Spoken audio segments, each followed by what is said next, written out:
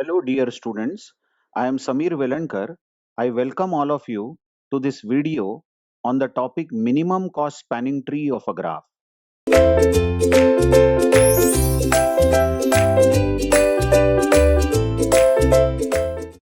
In the earlier two videos, we saw how to find minimum cost spanning tree of a graph using Kruskal's method, and we also know what is minimum cost spanning tree and what is a spanning tree. In this video, we will see how to find the same problem, minimum cost spanning tree, how to solve same problem using another algorithm called Prim's algorithm. We are still finding minimum cost spanning tree of a graph. That is, we want to remove cycles and the span of the cost, that is addition of the weights, must be minimum. Now, given this graph, which is a weighted undirected graph having 6 vertices, as you see, vertices are labeled from 1 to 6. We want to find minimum cost spanning tree. Then some initializations are done for every vertex. For each vertex, we take two variables, d for distance and p for path. D is distance, p is path.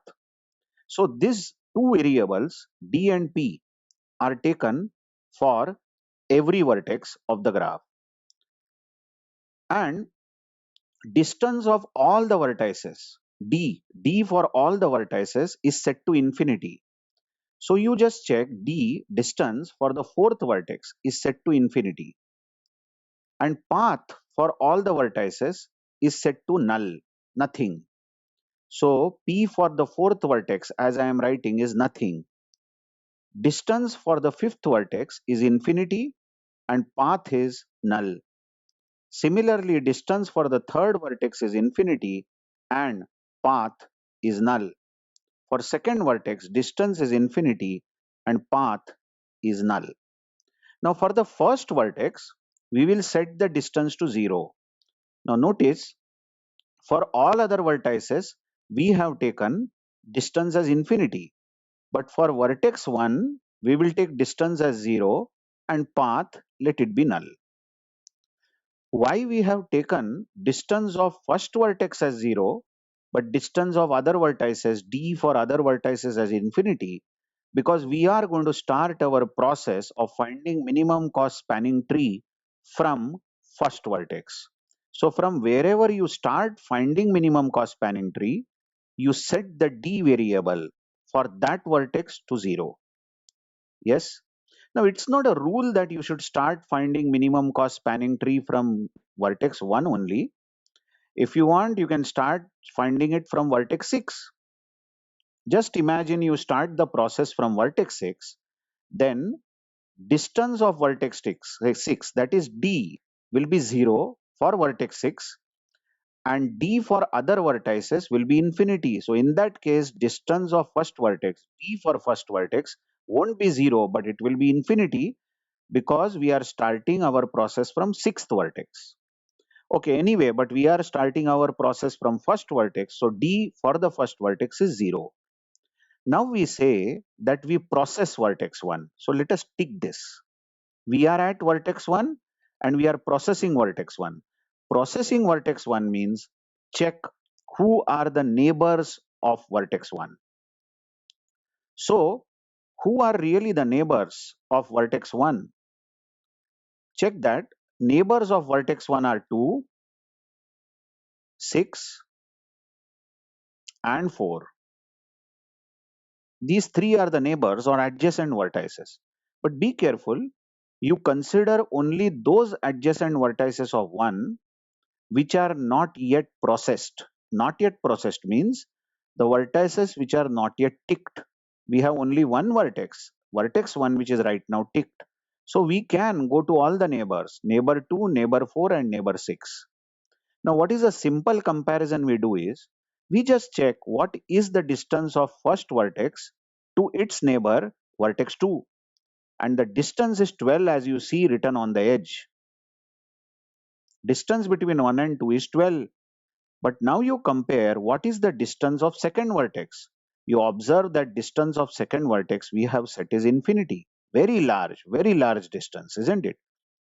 But as you all see, Distance between 1 to 2 is not infinity, it is much, much less than infinity.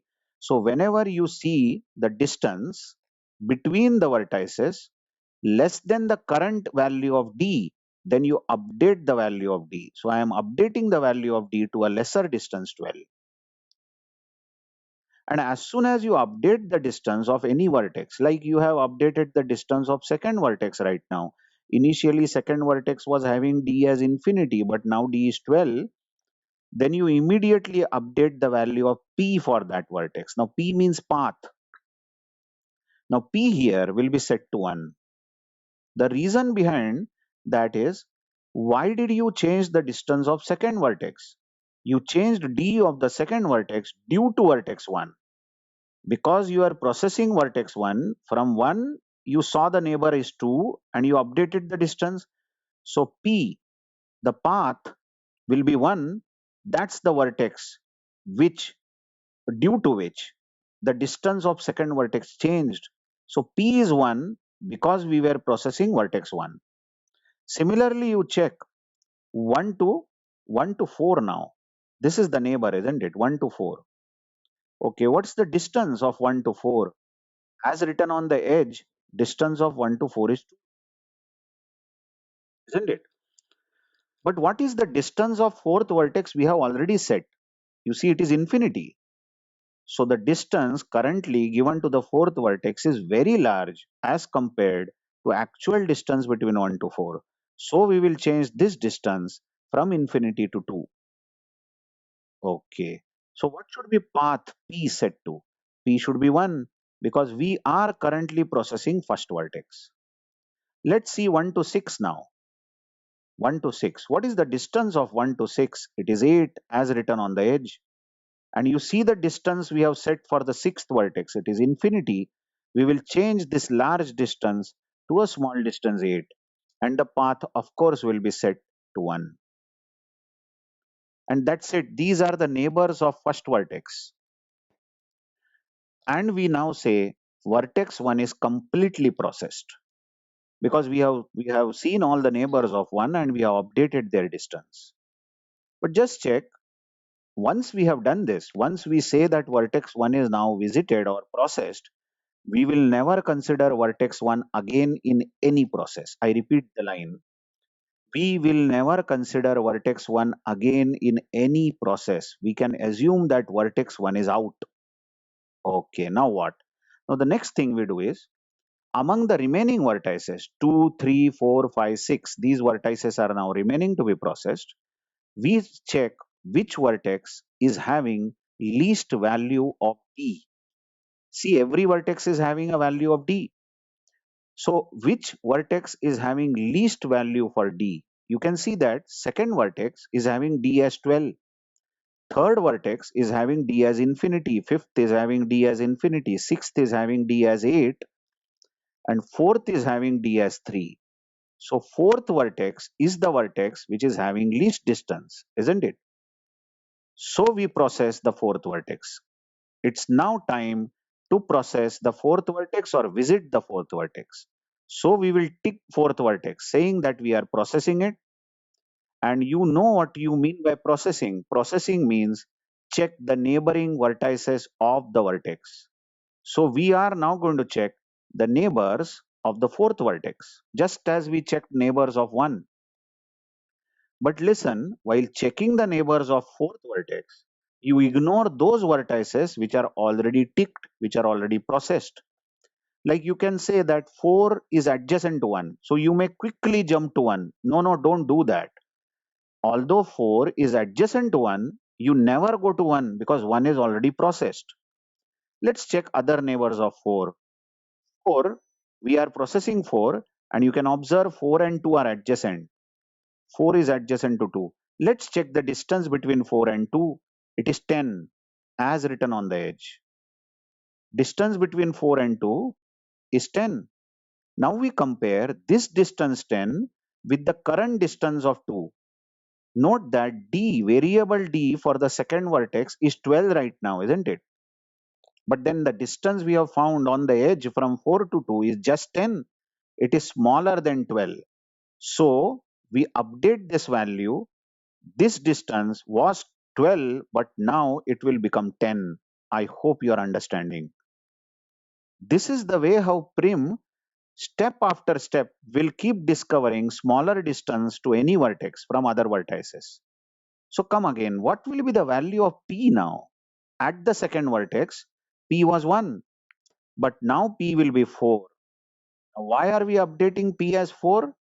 P is 4 because the distance of second vertex was updated due to fourth vertex. We were processing fourth vertex. That is why distance of second vertex got improved from 12 to 10. So path, P means path of the second vertex is no more from 1, but path of second vertex is from fourth vertex. Let's check other neighbors of 4. 4 and 6 is adjacent, isn't it? 4 is adjacent to 6. Just check the distance of 4 to 6 written on the edge. It is 9, isn't it? But now you check what is the distance of sixth vertex. What is the value of D over there? It is 8. Now come on, you won't update this 8 with 9. You won't increase the distance. Why? Because you are trying to minimize the cost. The topic is minimum cost spanning tree. So if the distance on the edge is lesser than the current value of D, only then you will update D. So D doesn't get updated for vertex 6, and obviously if D doesn't get updated, P also doesn't get updated, isn't it? So how do you read this? Just read it in English. Vertex number 6, keep an eye on vertex 6. See vertex 6. Vertex number 6 is at distance 8 from vertex 1. That is why path is 1 and distance is 8. Okay, let's take the other adjacent vertex of 4. We are processing 4, remember. Adjacent vertex of 4 is 5. See the distance written on the edge. It is 3. And see the value of D for fifth vertex. It is infinity. So we have got the lesser distance. We update this to 3, isn't it? Because 3 is the distance. Now what is going to be the path value? Path value is 4 because we are right now processing fourth vertex. That's it then. Fourth vertex was having adjacent vertices 1, 2, 6 and 5. We did not go to 1 at all because 1 was processed. And we went to 2, updated the distance. We did not go to 6, although 6 was adjacent, but the distance of sixth vertex was already 8. And the edge was having weight 9 that was larger than 8. And we updated the distance of fifth vertex. So now 1 and 4 is processed. Now which vertex shall we process next? See, among the remaining vertices which are not yet processed, 1 and 4 are processed. But among the remaining vertices which are not processed are 2, 3, 5 and 6. And see, if you can easily observe the distance of fifth vertex. Distance of fifth vertex is minimum. Value of D is minimum over there. Value of D for the fifth vertex is just 3. Just 3. And you see distance of second vertex D is 10, distance of sixth vertex D is 8, distance of third vertex, oh good lord, there D is infinity. So we will take the vertex which is having least value of D among unprocessed vertices. So time to process fifth vertex. Let's tick it. And you know what do you mean by processing a vertex, isn't it? What will you do? To process a vertex, you will see the neighbors of that vertex. And that too, among the neighbors, you should take the neighbor which is not yet ticked. So can you go from 5 to 2? Yes, of course. You can go from 5 to 2 because 2 is not processed. Okay, I'll change the color. I will take, let's take some other color. Yes, I can go from 5 to 2. 5 to 2 is possible because 2 is not visited. And see the distance written on the edge. It is 7. Compare this distance with current value of D for the second vertex. Second vertex is at distance 10 from the fourth vertex because P is 4. It's better to update this distance, isn't it? This distance of the second vertex is no more 10 now. It will become, D will become 7. That's the edge distance, 7. And path, which was 4, will now become 5. I am overwriting it. It will become 5. I hope it is visible. What else is adjacent to 5? We are processing 5, remember. The adjacent to 5 now is 3. 3 is adjacent to 5 and distance is 3, just 3, and see the distance, it is infinity for 3. We have got lesser distance, update d to 3, and the path will be 5 because we are processing fifth vertex. Well, there is one more vertex adjacent to 5, which is 6. And we can go to 6 because 6 is not yet visited, not yet ticked. And the distance over here is 8. This 8 will easily get updated to 2. The distance of 5 to 6 is 2, which is much less than 8. And the path will get updated to 5 because we are processing fifth vertex. Okay, so we have now processed 3 vertices, 1, 4, and 5. Now, which vertex shall we process next? You see, among the remaining vertices are 2, 3, and 6. Vertex number 6 is having least distance, isn't it? See, vertex 2 is at distance 7, vertex 3 is at distance 3, and vertex 6, see the value of d is 2. So sixth vertex is at least distance. So let's process sixth vertex. Let's tick the sixth vertex and process it. But processing of a vertex means we will see the neighbors of 6. And good lord, see all the neighbors of 6. See the neighbor 1, it is ticked, can't go there. See the neighbor 4 of 6. Neighbor 4, it is also ticked. And another neighbor of 6 is 5, that's also ticked. So you can't process any neighboring vertices. You can't go to any neighboring vertices. And we say sixth vertex is now done. We have processed it, correct or not? No changes occurred when we were processing sixth vertex because everything to adjacent to 6 was already visited. Now two vertices remain, vertex 2 and vertex 3, which are not yet visited. And you will obviously take vertex 3 because vertex 3 is at mere distance of 3 and vertex 2 is at distance 7. So you are going to process the third vertex. So let's tick the third vertex and see the neighbors. Now there are only two neighbors of 3 as you see, 5 and 2, but 5 is already visited. So we can surely take vertex 2, 2 is not yet visited. So 3 to 2, good lord, you look at that. Distance between 3 and 2 is 6, which is lesser than current distance of 2, isn't it? So distance of this second vertex will become 6. I am again overwriting it. 7 has got updated to 6. And what will be the path? Yes, path of this second vertex will be 3 because we were processing third vertex. Isn't it so? So now third vertex is also visited. And now only one vertex remains. That is vertex number 2. And you all will agree there is no sense in processing vertex number 2 because even if we process vertex 2, listen carefully, even if we process vertex 2, all the vertices adjacent to 2 are already done, already processed. So we can't update any values. So if there are v vertices, it is enough to process v minus 1 vertices in the Prim's algorithm.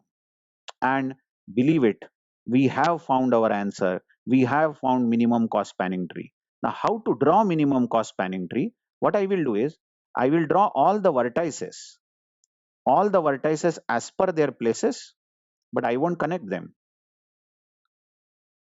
This is how all the vertices are, 1 to 6. Now, don't read the first vertex, but just read the data of the second vertex in the working. What is the data of the second vertex? D is 6 and P is 3. Keep an eye on second vertex. D is 6, P is 3. What that means is second vertex has path to third vertex. So 2 and 3 should be connected. Why 2 and 3 were connected? Because P is 3 there. P is 3 means second vertex has path to the third vertex. And what is the value of D over there? It is 6. So distance is 6. As if you see that that edge 2 to 3 in our graph is having distance 6, isn't it? Okay, look at vertex number 3 in our working. What is distance of third vertex? It is 3. And what is path? It is 5. It means you should connect 3 and 5 because path of the third vertex is from fifth vertex. Look at P. P is 5 and distance is 3. Okay, let's look at fifth vertex. Fifth vertex is at distance 3, D is 3 and P is 4.